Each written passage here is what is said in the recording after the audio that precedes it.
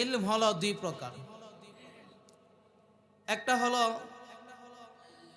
পার্থিব জীবনে, অর্থাৎ এই দুনিয়ার জীবনে একটা ইলম, যে দুনিয়াতে চলতে হলে যে ইলম শিক্ষা করতে হয়, আমরা কথা না বলি। আর আরেকটা ইলম হলো পরকালীন ইলম, শুধু দুনিয়াবি ইলম দ্বারা দুনিয়াকে হাসিল করা যায়, কিন্তু পার্থিব এই দুনিয়ার ইলম দ্বারা আপনি আখিরাতকে কখনো পাবেন না।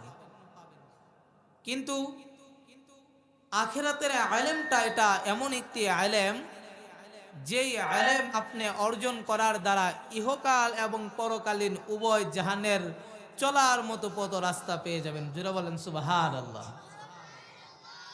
মুহতারাম হাজিরিন,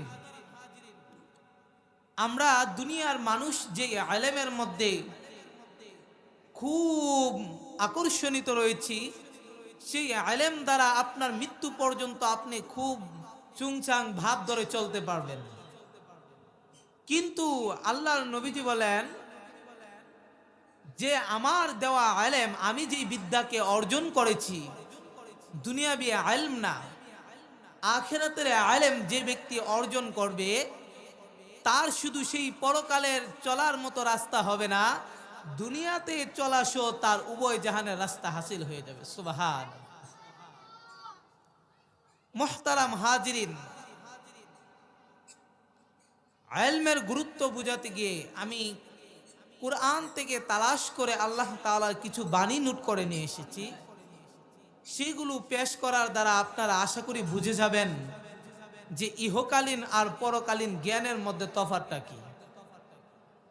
যেমন আল্লাহ তাআলা বলেন, কুল হাল ইয়াস্তাউিল্লাযীনা ইয়া'লামুনা ওয়াল্লাযীনা লা ইয়া'লামুন লা ইয়া'লামুনা ইন্নামা ইয়াতাযাক্কারু উলুল আলবাব।